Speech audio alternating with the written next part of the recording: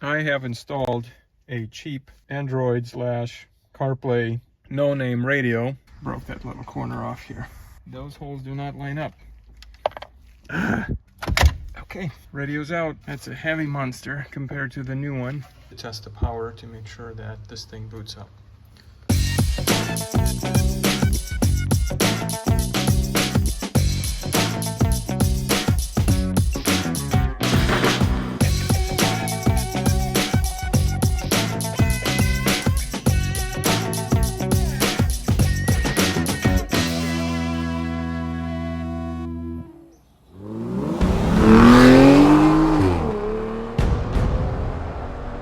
I have installed a cheap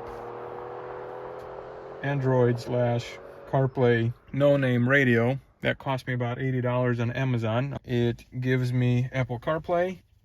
Of course, it's not wireless, it's wired. What do you want for $75? And of course, I get my Google Maps and the setup, everything. And it has the backup camera, so when I throw it in reverse, like this, my camera is actually located inside the cabin. I mounted it on a third brake light. Have to work on the brightness, the contrast a little bit, and then tune the lines a little bit.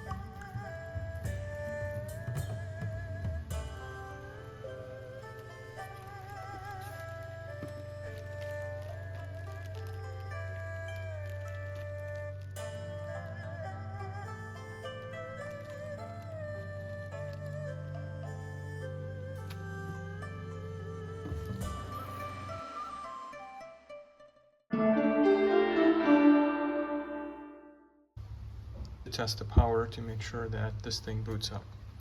So what you do is you grab one of the two harnesses. This one has the red and yellow wires in it, and this is harness B according to the instructions. So that gets plugged in here in the lower slot. Okay, get that plugged in securely. Then you connect the red and yellow wires together and then touch the positive terminal, and that will help us to boot up the unit and test the power to make sure that there are no power issues.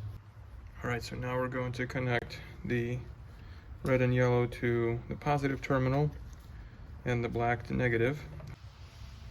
Once we connect the black to power, we see the boot and the radio has power. Okay, very good. We have a good unit. Let's install it. Disconnect the negative terminal. Before working on any electrical components, a good idea to keep your battery disconnected. Alright, so the first order of business is to remove the tray just above the stereo. I'm going to use the included trim removal tool without breaking it.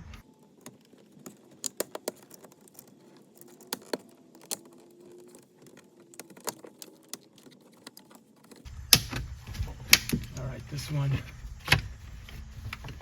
got damaged in the process. Unfortunately, I'm going to try to salvage it, but broke that little corner off here.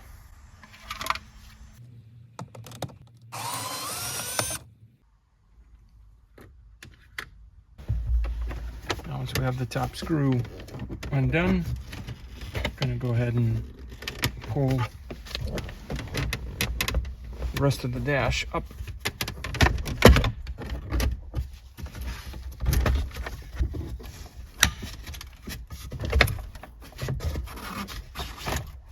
Clips come loose, and you just gently pull that forward, just like this.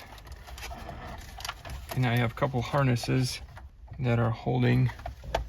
So there's a couple options. You can remove the harnesses and just move this bezel out of the way, but you are risking having the airbag light come on once you restart the vehicle. There is a procedure to remove that light or to reset the light. I will lay a towel under this bezel, and we'll probably just have the part of the dash just hanging by the wires here. It seems like the wires are pretty robust, and I don't want to mess with the airbag light later on. Alright, so I've laid a towel here between the dash and the back side of the bezel here, because the plastic is pretty sharp and you don't want to be scratching up your dash like I did. And I think I'm going to disconnect the HVAC controls, but I'll keep the airbag light still connected. So my approach is a little different than most recommended. I am going to keep the airbag light connector connected. I won't disconnect that because my entire panel here, you see how filthy that is? I'm going to remove that and I'm going to clean it up, detail it real nice. So instead of disconnecting the harnesses, I'm actually going to disconnect the back panel of the HVAC controls using these Torx 20 bits. Focus. There we go. There's 4 of them, 2 on top and 2 on the sides. So we got this one off. Then we're going to come on the side here. Here's the second one. Hard to do with one hand and holding the camera, but trying to do this for you guys to help you out. Okay, and then we'll do 2 more on the other side.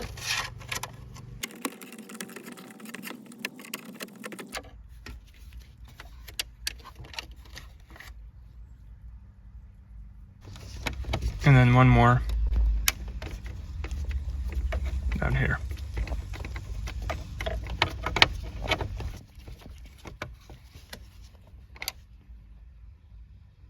Hey, there's actually 2 more. 1 screw here, 1 screw there to remove the HVAC controls.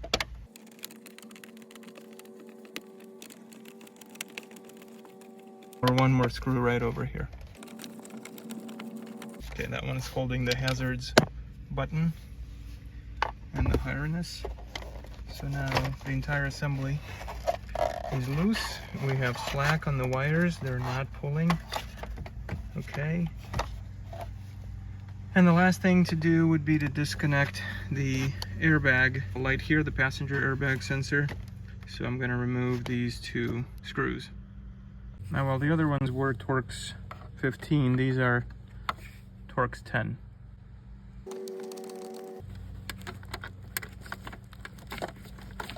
So all that just to avoid disconnecting the airbag light. Like I said, there's a procedure where after you're disconnected you can also reset it, but I'm going to remove the bezel anyway to clean it up, to detail it. So I'd have to go through these steps anyway. So at least I'll avoid resetting the airbag light. So now with everything disconnected here, we are able to remove the bezel. Okay, so that goes in for detailing. You can see how filthy the air ducts are, especially just that portion here. Yuck, filthy. So now the next step is to remove the old stereo. You've got a couple of screws up on top. Then you've got a couple here on each side on the bottom. those brackets will come off. But before you disconnect the stereo, make sure you remove the CDs. Otherwise, that CD is going to be stuck there forever until you get the power back to it. So I'm going to reconnect the battery real quick and get that CD out and see what's inside this beast. And as soon as I connected the battery, the stereo spit out the CD, and looks like we got the Best of Sade 1994, a nice album. Okay, make sure your battery is disconnected. Okay, the radio is loose now. Just gotta gently pull it back. And there are two harnesses in the back and an antenna, so we need to disconnect the antenna first. Okay, one of the harnesses is out. You just have to push the little tab in the middle. Okay, radio's out. That's a heavy monster compared to the new one. Here's the comparison from the side profile of the original Nissan unit and the new one. It's less than half the size. So the next step will be to remove the stock bracket off the stock radio, and we're going to reuse it on the new one. Now notice this one has 4 mounting points because the new radio is much slimmer. It's going to use just the 2 existing ones here.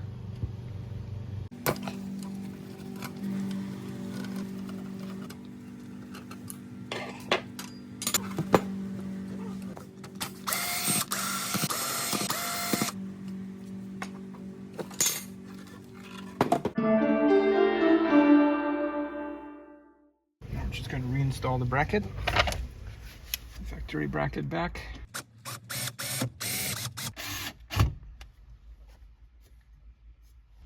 The new stereo comes with some bracketry here, so I have that installed. And you could buy a kit from Crutchfield. Usually those brackets are plastic, so I'm going to see if we can just make this work with the original factory brackets mounted with some nuts and bolts to these.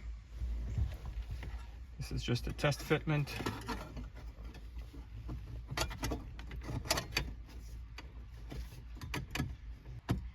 Seems to fit okay-ish.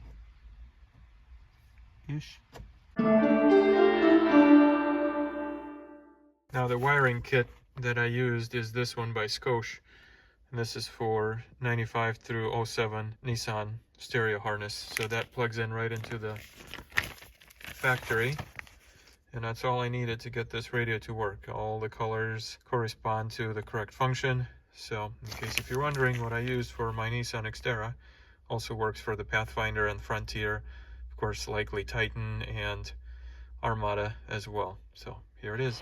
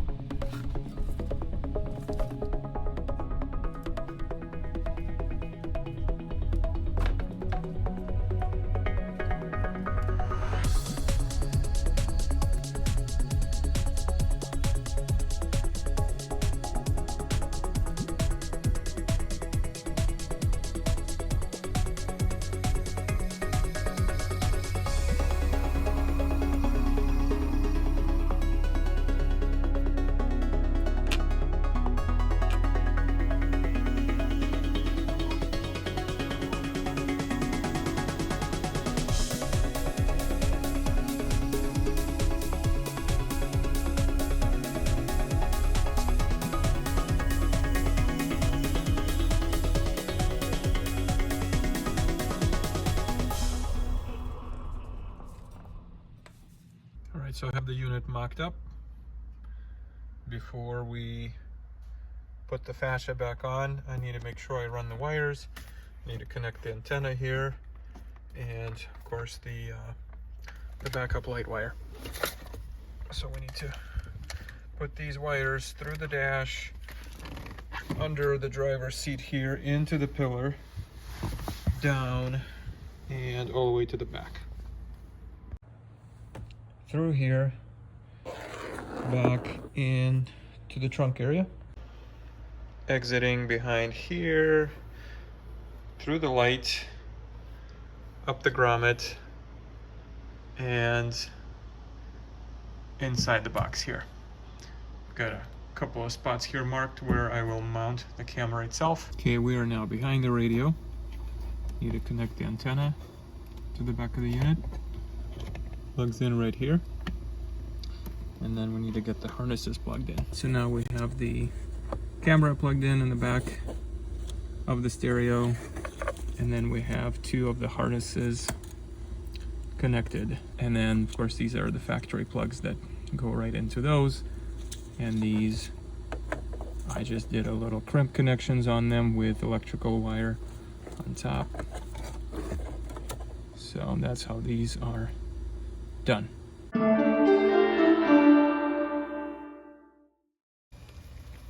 Just taking the wire, tucking it behind the dash here.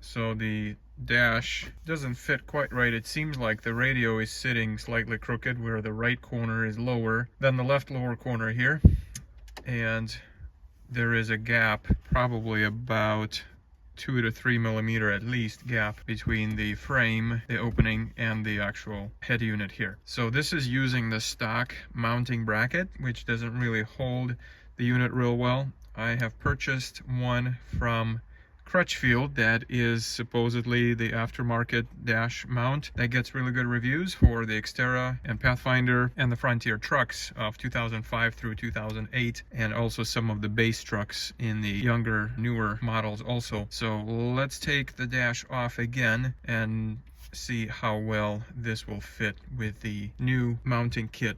So the new mounting kit from Crutchfield comes in a bag like this. So this is the actual part number, and it's for Nissan trucks, says 2004 through 15. It works for Titans and Armada also, so has multiple applications. So hopefully once I mock up with the opening, you can actually see already that the frame hopefully will actually cover that 1 to 2 to 3 millimeter gap on the top and align the unit a little bit better. Also in the kit is a set of screws, so hopefully those will help to get the brackets mounted to the frame. So once I've disconnected the battery, we are now starting to disassemble the dash. So now this current setup is not optimal, okay? If I may show you what it looks like, you don't have the bolts and the holes lining up on the sides here, so I had to kind of use only one of them, and then the radio kind of does this. So I'm going to use these brackets here instead and remove this guy to give us a little bit more surface to mount the unit on a little bit better. And these are a little bit of a pain to fit, but they kind of go from the inside and they snap in like this. They come at a bit of an angle, and then once you line them up, they kind of do this little trick. So that's our framework. So I'm going to unbolt the radio and see how everything works. All right, so to my surprise, this aftermarket frame does not work for this unit. This thing just does not fit the standard openings, does it? Those holes do not line up. Okay. Got the right side mounted and this side mounted, so we are good to go. So it looks pretty good so far. It's just too big. The outer dimensions of this frame is what fits that. So inconsistency of quality of some of these cheap units that you get, so be prepared to get some suffering if you're willing to save some money. Alright guys, so we are reassembling now. Looks like now that couple millimeter gap is on the bottom of the radio, but I'm okay to live with that. But it fits pretty snugly on all sides, as you can see. So now I just need to fasten the top screw. So now are just the finishing touches. We have the upper tray and then a little mat that goes in here. But there we go. We're gonna mount this guy here. It did fit in there in the past somehow. Last thing, voila. It goes in there and we are finished. And remove the plastic wrapper. Now, of course, this is not a perfect unit, but for the price, it should work for me. So if you're looking for a budget, very basic Bluetooth, Android Audio, or Apple CarPlay with a backup camera, this might be a unit for you. So let me just give you a little demo. I know when it boots up, it boots very quickly. Okay, we're in there now. Now, of course, it's plugged in to my cell phone.